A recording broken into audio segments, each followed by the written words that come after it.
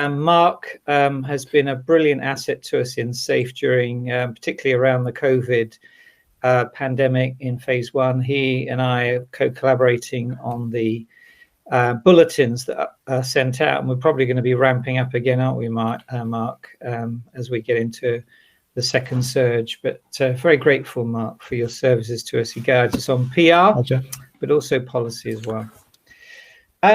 The context for this webinar is online pricing, and it's one of those Marmite subjects. You love it or you hate it.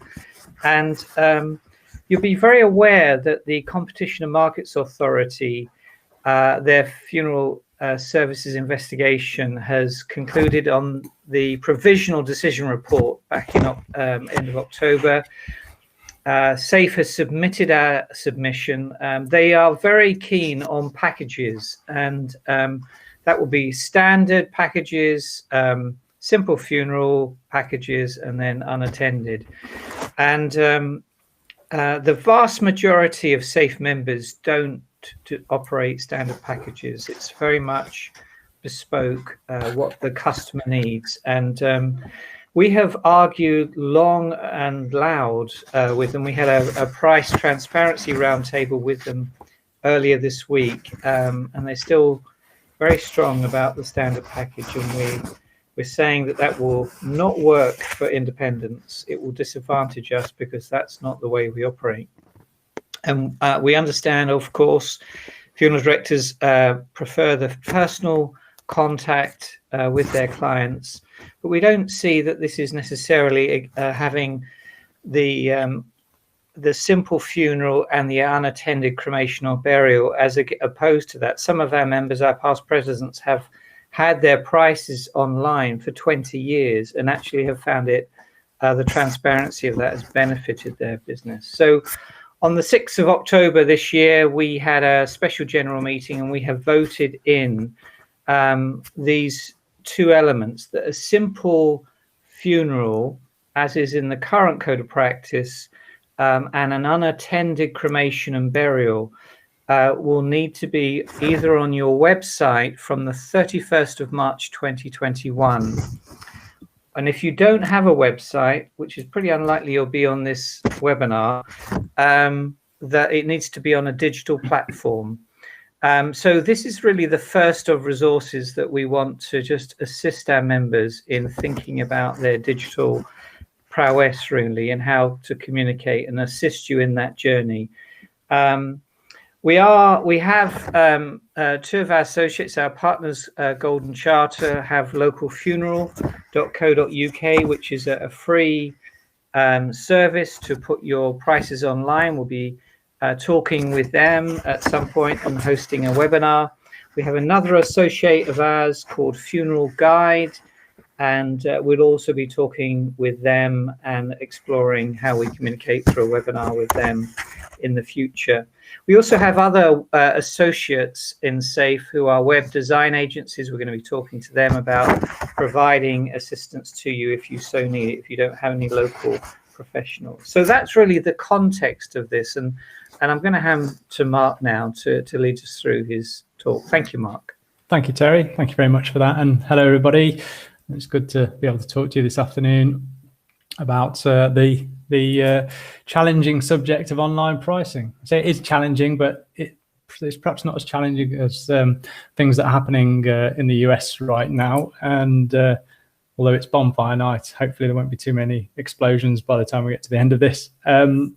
But the aim today really is to look beyond the kind of the technical or the legal sort of framework, and inspire you to think a bit more maybe creatively about how we implement this, and look at it perhaps from a business differentiation perspective rather than a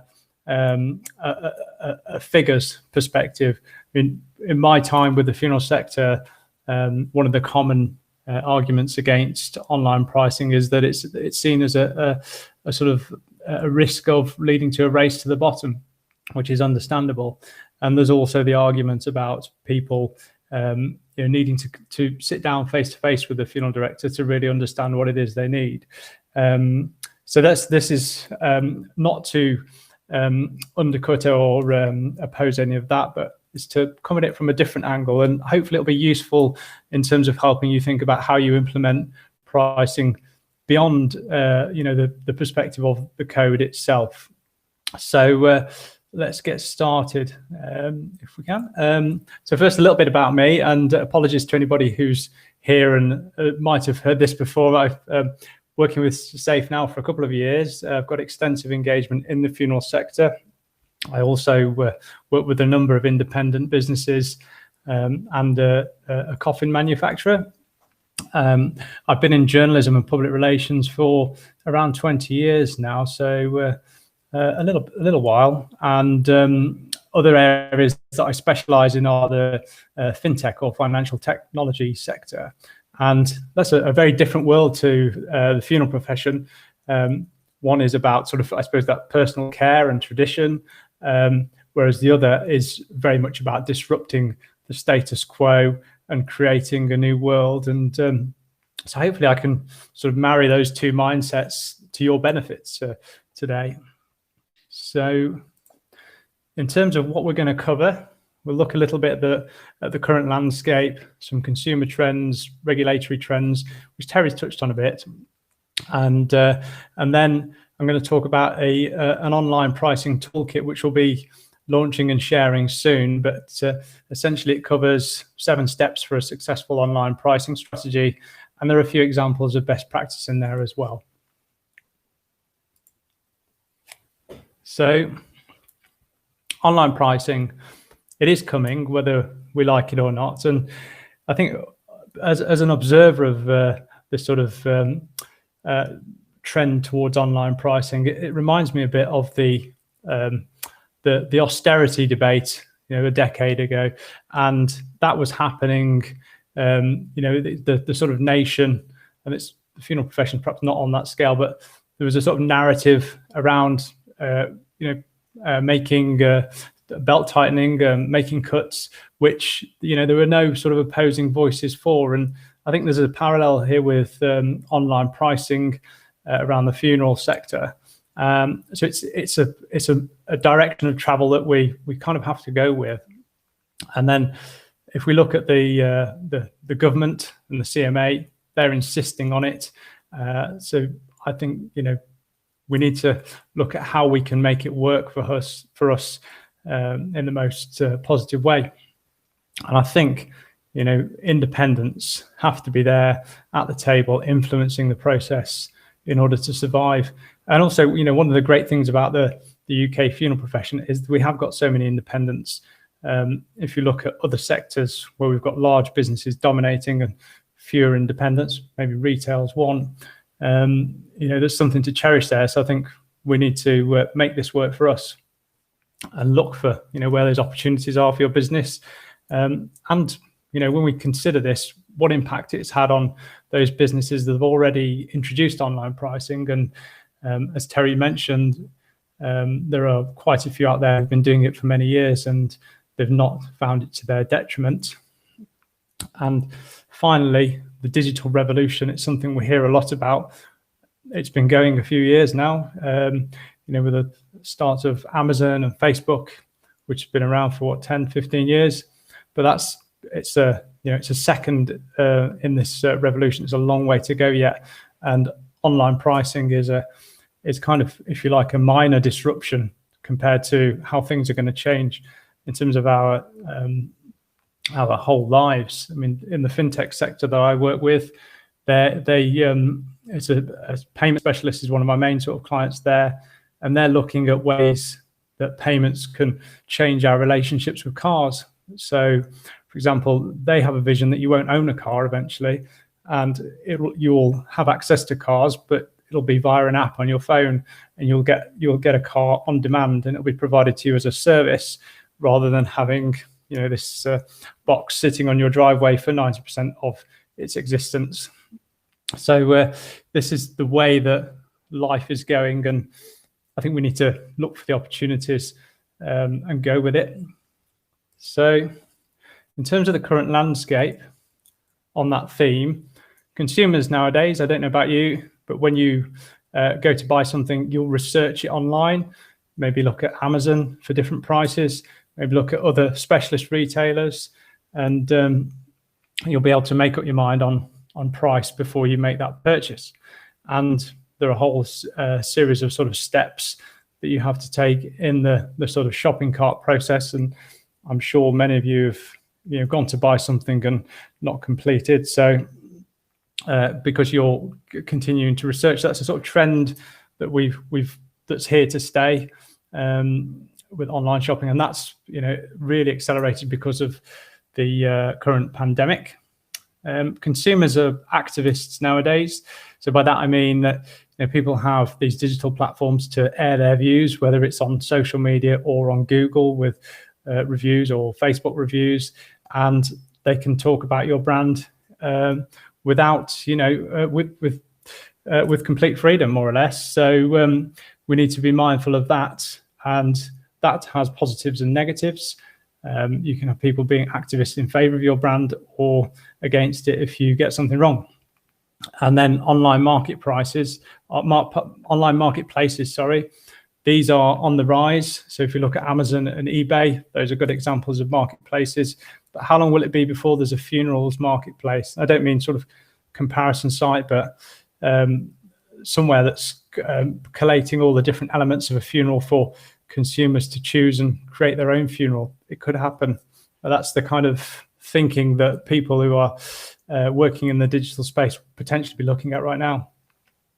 So regulatory trends. So the governments expect price transparency. We know that. We've seen that through the CMA investigation and all the mood music we're getting from the Westminster. But we're also seeing it in Scotland. So regulation, Bail and Cremation Scotland Act, I think it was 2016, is established. I mean, they're not quite there in terms of implementation, but I suppose the CMA has held that up to a degree, and COVID, but it's not. There's no going back on it. It will happen, and they've got statutory codes of practice in development as we speak. The trade associations, all of them, and perhaps we could include the Good Funeral Guide as a pseudo trade association, all in favour of price transparency. So there's perhaps there's a united voice on that front. And then there's this media and campaigner narrative around price transparency. And if we look at the likes of Quaker Social Action and the work they've done, over the past few years in terms of engaging parliamentarians on funeral costs issue, that's really bumped it up the agenda. They've got the media talking about it, and so it's kind of contributed to sort of where we are now in terms of price transparency. So this takes me on to what might a successful pricing strategy look like. And I've set out 7 steps, which I think are sort of essential in helping you to approach how you present your prices online, obviously within the sort of the framework of the code of practice. So the first point, these are 7 steps. You need to showcase your offering and differentiate from your rivals. You need to make your pricing easy to view, keep it simple, talk about prices on social media where it's appropriate to do so, use calls to action on your website, which we'll talk about all this in depth in a little while. Consider the risks of going online and analyze your digital skills and what resource you've got, and look at ways to develop those if you're lacking. So the first point of the 7-point approach, showcase your offering and differentiate. So if we go back to this idea of a race to the bottom on price, if it's all about the numbers, then it will be a race to the bottom potentially. So an example of this, or how can we sort of bring this to life? If you look at quite a few funeral director price lists will say provision of hearse £300. Immediately, it's a very sort of matter of fact piece of information, and you're drawn to the £300, but you're not really selling the benefits of the provision of a hearse. This is a feature of your service. If you want to stand out from the competition, then you need to talk about the benefits of someone using your hearse for their funeral. So it's how you describe that hearse, and you talk about it in terms of the benefits of it to the potential client. So an alternative to provision of hearse might be a spotless and modern Jaguar hearse to convey your loved one with style and dignity on their final journey, £300. Now, if you put that up against somebody who's got provision of hearse on their website, £300, who are you likely to go with? If you put your consumer hats on, you're probably going to be drawn to the latter one rather than the first one, because you've got that description. It shows that the business providing the second option is sort of committed to quality and care about you. So it's how we sort of weave that kind of language or take that approach when we position your price lists. And you could do this for any aspect of your service. So a private chapel of rest. So what is the benefit to your client of a private chapel of rest? And what condition are your chapels of rest in? Are they tastefully decorated? Are they tranquil? What does it do for the client? Is it it's an opportunity for them to spend precious moments with their loved one before the funeral in a tastefully decorated or tranquil setting. So instead of just saying private chapel of rest, talk about it in those terms. Obviously, you can still have the price alongside that, but you're selling it rather than competing on price.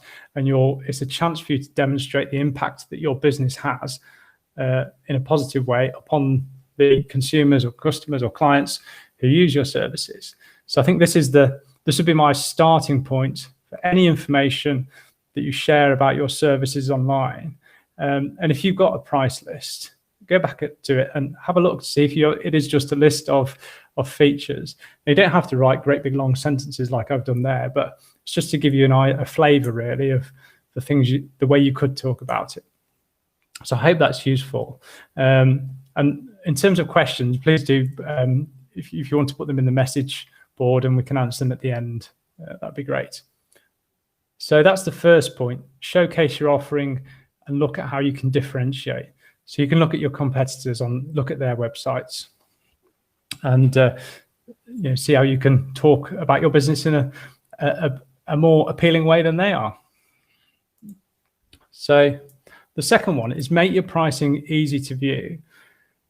So there are still businesses out there that might have a link in their menu navigation bar at the top of their website, funeral costs. You click on it and you go to a web page that talks about funeral costs, but there isn't a pound sign there.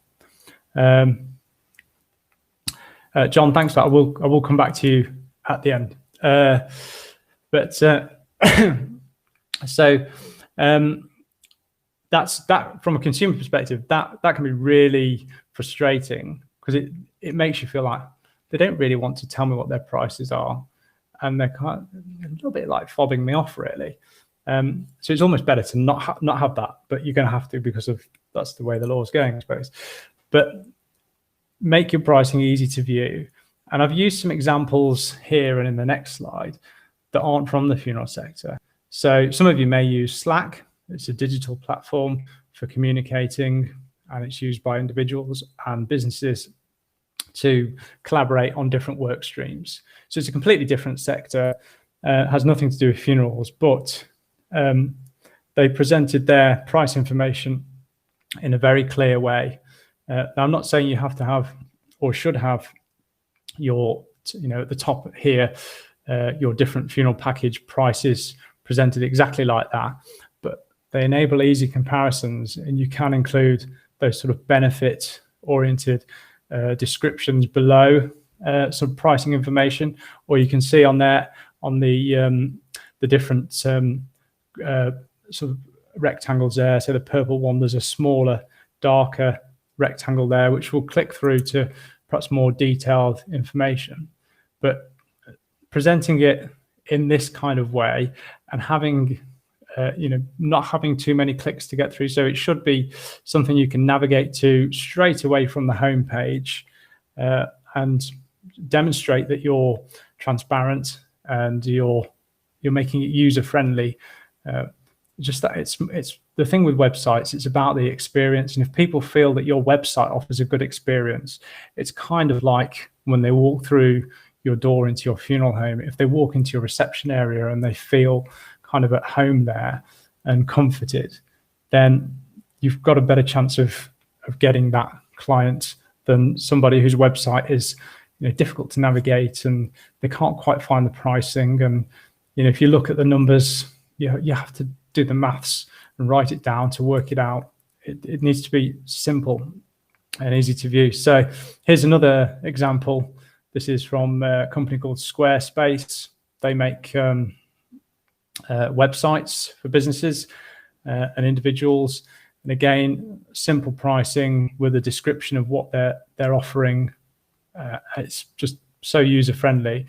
And these two firms, Slack and Squarespace, and many others in the digital world, in the sort of the fintech area that I work in, this is the way they do things, and this is the way consumers expect information around pricing to be presented nowadays because of the trend that they've set. So I'm not saying you have to copy this, but I'd have a look at it. Now, I've just put in the chat section a link to a blog on HubSpot, which has got all of these and many more price presentation examples, which are not funeral sector. But I think my advice would be to look at those and just sort of, you've got a few months, think about what can you take from those that could benefit your business and perhaps help you to do things differently without looking at your competitor. Maybe look at it afresh from a different angle. So those are a couple of examples of what I think are good practice outside the funeral sector. And now the third point is about keeping it simple. So you'll see here, there's this is an example of a funeral director. They're not a SAFE member, so I'm probably okay to talk about them. And it's with my consumer hat on, this is quite a complicated, detailed presentation of a price list. It's long and complicated. You've got the total halfway down the page in bold, and you can see it says in brackets excluding coffin and disbursements next to the amount payable or the final total. Now that's a bit, if you think about this from the point of somebody who's never arranged a funeral, doesn't know anything about the funeral sector, firstly, they're going to be wondering what the word disbursements means. So I think, I'd think about using more accessible language for non-professionals on price lists. And then not only does it talk about it has this sort of partial final invoice, then it goes on to talk about in detail below that it could be a different cost because of crematorium prices vary. So it's not easy for the consumer here to work out exactly what they pay for a funeral based on this estimate. So I think this makes it harder, and I would try to avoid an approach like this, or at least present something that says this is what you could pay with this crematorium. This is the total that you would pay. So I will come back to that at the end, Amanda. Thank you. So I think you need to have some examples of final totals. Do it in a way that doesn't make it's not a burden for people they have to get the calculator out and work it out. If you think about many people who will look at these websites might be in a distressed state of mind, then if your price presentation is complicated like this and you've got a competitor who's easy and user friendly, you could lose the client, not necessarily on price, but they just can't work it out. So I think it's trying to show that you're as transparent as possible, giving some possible end final totals to give people more of an idea. So keep it simple is my advice there in terms of presentation. So the next point, we talk about prices on social media. I think this, part of the code, if you've not got a website, it will be acceptable to put your prices on Facebook, and there's part of the Facebook platform where you could host prices. And there's also other sort of comparison sites as well. But I wouldn't be afraid of talking about how you're offering good value on social media at all. And I'd perhaps look at it in terms of themes rather than just sort of posting off the cuff. So I'd develop some content in advance and sort of play with it and work with it before you post it. So some example themes might be, how your business offers value and quality, how you're committed to transparency. So what's your transparency agenda within your business? So a stream post around that. You might want to talk about the prices of new products and services. Maybe there's some memorialization products that you want to offer. And then there might be some special offers on maybe prepaid funeral plans, or it might be something around some charity donations that you're including as part of an offer. But always take it back to the benefit to the consumer and give them their sort of reason to believe, and demonstrate your impact. I mean, a good example here, it's not necessarily talking about prices, but if you think about the charity sector, they're very good at asking for money on one hand, but also demonstrating their impact on the other. So if you think about like maybe they're supporting poorly children or rehoming animals or something like that, they will always talk about the benefit to those service users before they talk about their appeal for you to give them money. So it's to balance the cost against the benefit for your consumer. So when you talk about prices on social media, I'd weigh those things up and develop some themes, but do talk about it. So the next point, calls to action on websites. These are really, really important. Keep people on your website for longer and engaged with your content. And some types of calls to action, which I'm sure you've seen in your digital daily lives, buttons that say inquire now or call today or speak to our caring team, find out here, stuff like that. So accompanying your price lists on your website, you need to have some buttons like this, because I mean we'll come to this. We'll come to this at the end, but as the conversation is sort of saying now that people want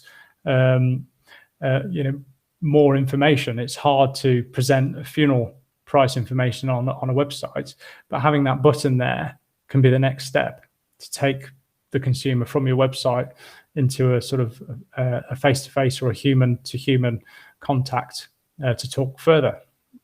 And I put this little graphic on here, which has got some strong call to action words that you might want to think about using. So that in the digital world, it's very direct and almost quite blunt in terms of what you're asking people to do. It's like, do this today, do this now. You wouldn't say this in real life, but on a computer, it's kind of acceptable.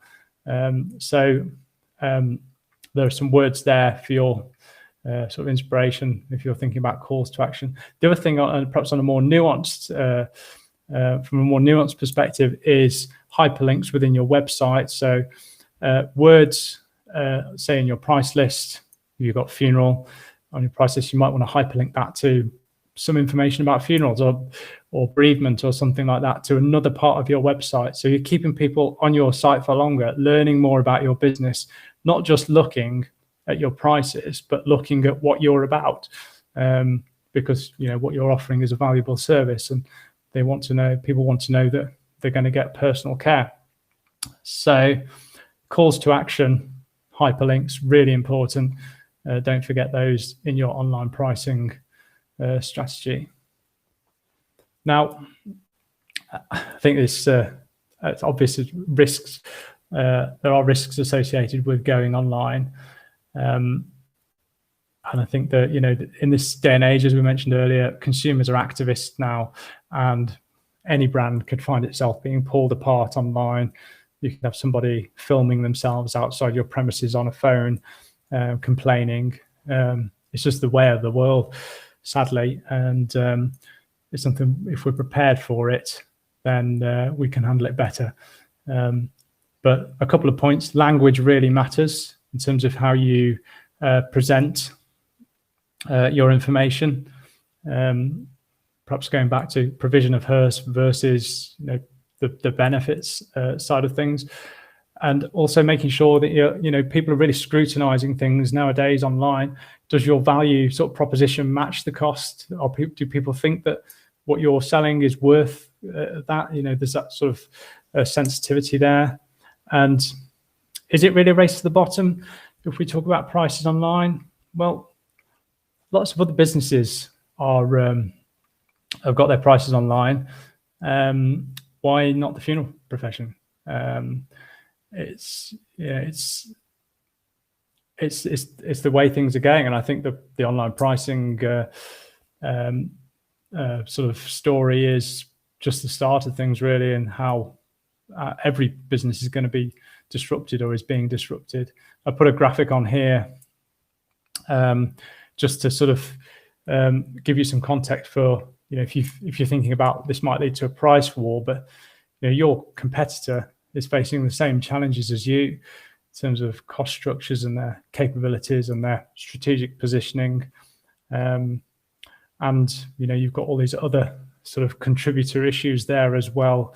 So other companies that might be not willing to undercut you in your local area, suppliers who are giving you good deals. So that, hopefully that's useful. It's something to think about. So you don't need to think you're alone in terms of pricing, because every funeral director who's competing against you is going to be thinking the same. So those are, I suppose, covering some of the risks. And then I think the next step would be to really develop your digital skills if you haven't already done so. I mean, it really is an opportunity. I mean, if you look at the sort of the fintech businesses I work with, they've got a real startup mentality, and they're looking to just challenge the incumbent banks and big corporations, and they're making a good fist of it. What I suppose one of the advantages that the independent funeral director has got is that you can take a startup mentality as opposed to the big chains, which have got all this big infrastructure, and it's difficult for them to sort of pivot in the way that you perhaps might be able to. So I think that's just a sort of bit of context, but I'd say look outside the funeral sector at the way others are presenting prices. Look at your competitors, look at the big groups, look at what's happening in your local neighborhood. The other thing to bear in mind, though, I think throughout this, there is still a generation who's perhaps not looking at your prices online. So you're not necessarily going to lose or have to compete for those in this, but there's a generation that's coming up that will expect you to be presenting your prices in the way that they see prices on Amazon and all the other digital platforms. So you need to bear that in mind. I'm not saying you have to be exactly the same as that, but you need to think that this is the landscape, this is the culture. Get trained if you haven't got the skills, or bring in some external expertise to help with your digital transition, and who can give you a sort of fresh pair of eyes. And look at the data, use data to your advantage. There's a wealth of data out there potentially at your fingertips, and there are opportunities for you to mine data. There's the data from your website, where people are, what pages people are visiting, which ones are staying on the longest, which you can get via Google Analytics. So if you're not seeing that, your web developer should have plugged you into that, and they should be able to provide you with a report or access to Google Analytics. Are you capturing your clients' information? How are you storing that digitally? Are you capturing email addresses from clients that allows you to send out maybe an e-newsletter once a quarter or once a year, just talking about what you've been doing as a business to keep them, keep you front of mind and with them? What data from your clients might you have around their personal interests, or which family members could become a client of yours in the not too distant future? It's knowing all this. Just apologies for returning to the fintech sector, but there's a digital card program business that I work with. They're providing processing services to lenders, digital lenders, and one of the benefits that the digital platform offers in terms of data is that the lender can see how the money is spent, which with a traditional lender, maybe the bank would never know how your money is spent when they give you a loan. But with digital platforms, if you're spending online, it's all traceable. There's so much data that businesses can work out how to use to minimize risk, to give themselves an advantage.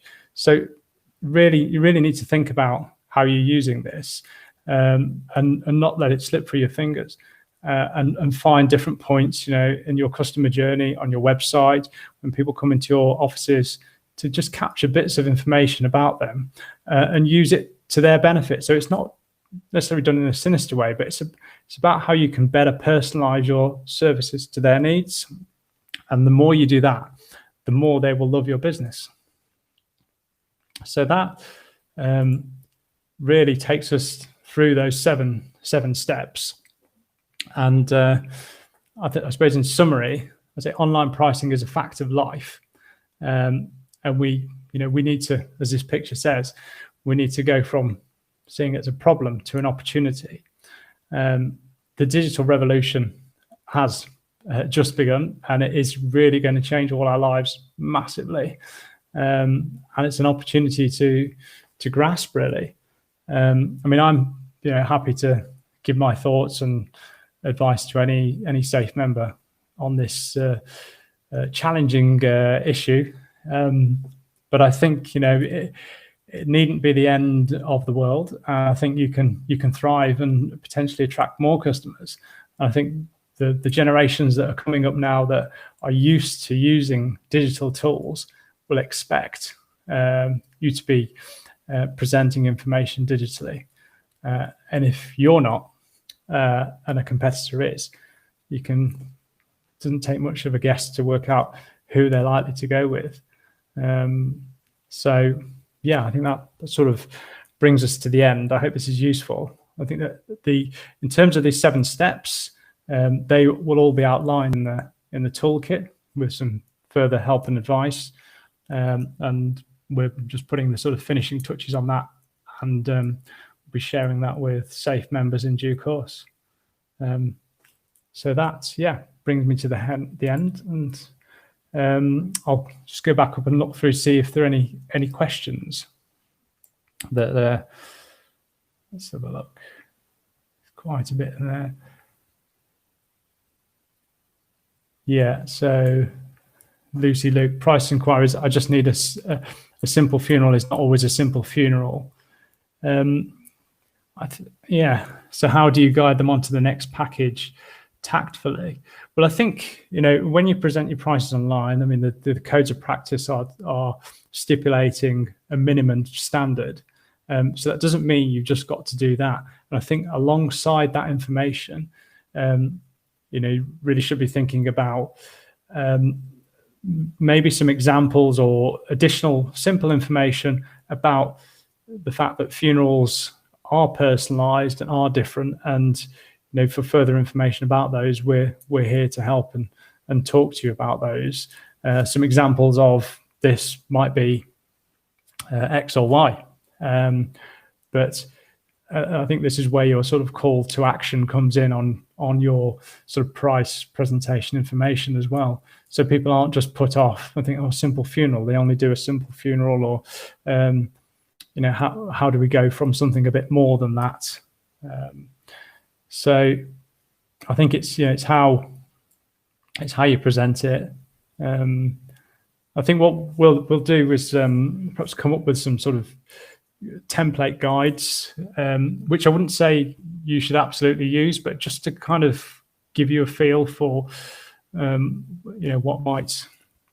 what might help in terms of getting around some of these issues about the differences. So let's have a look. So if you give Cheryl Yarwood's point gives you starting blocks to then personalized services. I think, this is what people kind of expect online. I think the key issue really is don't make people think they've got to do lots of maths and read lots of words to work out what your costs are. Because it looks like you're trying to make it hard for them to work out what a funeral is going to cost. And in this age of kind of cynicism, a cynical consumer might think, well, they're doing that because they don't want me to work. My funerals are really expensive, but they don't really want, or their funerals are really expensive, but they don't really want me to figure that out. They want me to get farther down the purchase journey before I realize how much it's going to cost. And I don't think it needs to be like that. And I don't think, not being like that is any reason to not thrive, if that makes sense. So Seb,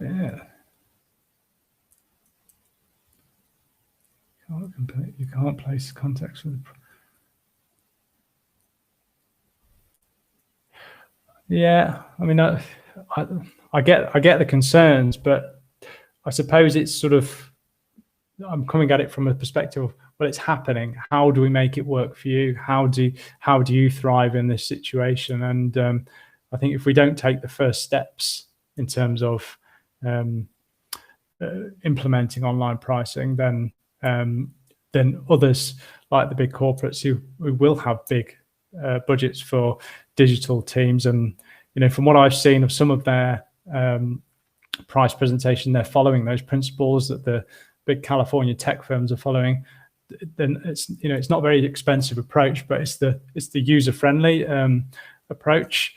I don't know how many of you are on Netflix or have Netflix, but if you are, I'd highly recommend watching a documentary called The Social Dilemma, which is all about how the tech world is using the technology, the tools to essentially manipulate how we think, behave, and consume.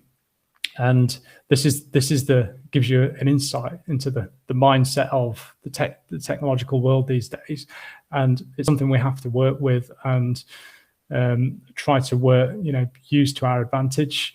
If you go on Netflix and look for The Social Dilemma, I'd recommend looking at that and thinking about it in your digital journey.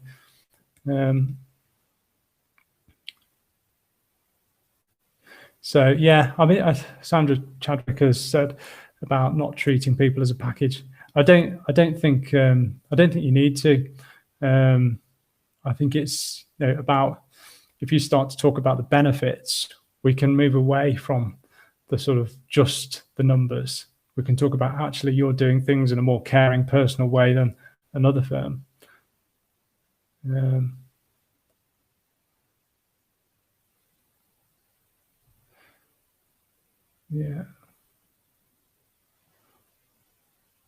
It's a starting point, really.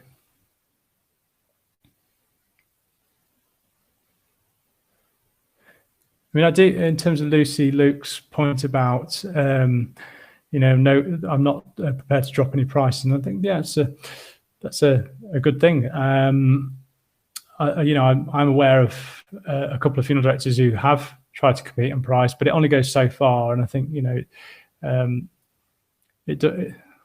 I don't think they've been seriously damaged by it. They may have dropped their prices a bit, but I think both of them know that it's just not realistic to run at a loss. I think there comes a point where there's a new sort of level is reached without it being vastly different. I think the focus really needs to be on the atmosphere, the narrative around your business, and it's that point of differentiation, what you stand for, what your brand is about, and people will still use you. If you're offering sensible prices, you don't have to. Digital prices doesn't mean rock bottom prices.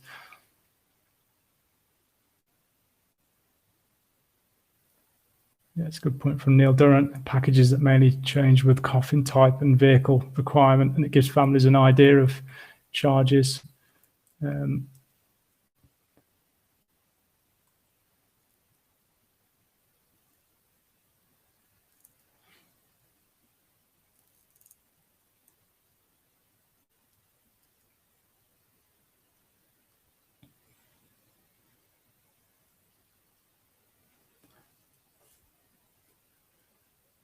Oh, thanks for your comments, Seb.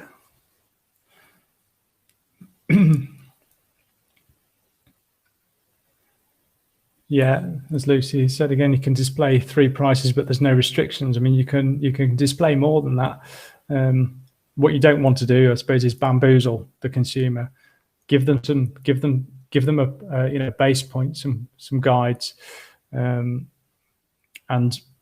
accompany that with a calls to action, the benefits of what you're offering as opposed to the features, and you'll really position your business well. I think, Hitesh Solanki has asked, is there a better way to phrase the term simple funeral without calling it a basic package or starting package? So I think a point around the code of practice, I mean, a simple funeral is I think that's what the term it's used in the code, is a technical term, for want of a better word, and it's about satisfying that need, but it's how you position it. You don't have to call it a simple funeral, but it has to meet the criteria for a simple funeral. So maybe it could be, you might have, this is putting it crudely, but just for an example, it could be bronze, silver, and gold funerals, which people might recoil at that idea, but it's that there are ways to get away from simple or basic or starting package. There are ways around that, or essentials, or comprehensive, or full funeral. There's a question perhaps to be asked about the term traditional funeral, particularly in the digital age when you're talking to people online. Is that going to put people off, particularly with the personalization trend? Is there another way of talking about it in line with the way funerals have gone in recent years? I think Amanda's point about people want a ballpark figure, and I think that's reasonable. I think that the people might say, well, we want something slightly different. The flowers that we want are going to be different. Might want a different vehicle, and so on. But people want to be able to work out easily, roughly, what they're going to pay within a few £100s, perhaps, and providing they don't make massive changes at the end, then that's what they can expect to pay. And I think that's probably a fair approach. So Gemma O'Driscoll, but having a price online has been nothing but positive. And yeah, I mean, that's absolutely spot on, Gemma. Regular comments that people have chosen us because we're the only company being open and transparent with our prices. Whatever business you're in, or from a consumer perspective, if you're choosing online from a range of companies, and it's the one that's got the price online that you're going to feel more immediately emotionally supportive of than those who haven't. Particularly, if you have that funeral costs, and you click through and it's just some text explaining how you explain your costs to people when they come into your premises. It's kind of like a moment. Sorry. you haven't told me anything. And it's like you deliberately don't want to tell me. So that, yeah, that's, I think that's approach is no. Jerry, good point by Jerry here. Online pricing has a potential to show independents in a favourable light compared to the bigger companies. Absolutely, yeah. I mean, the research, repeated research has shown that independents are several £100s lower in cost, offering several £100 better value than the larger groups. So it seems like an opportunity, really. Yeah, agreed, John. Independent, vibrant, independent sector is to be cherished and protected, and that's what we're hoping to do here, and with all our work with SAFE, really.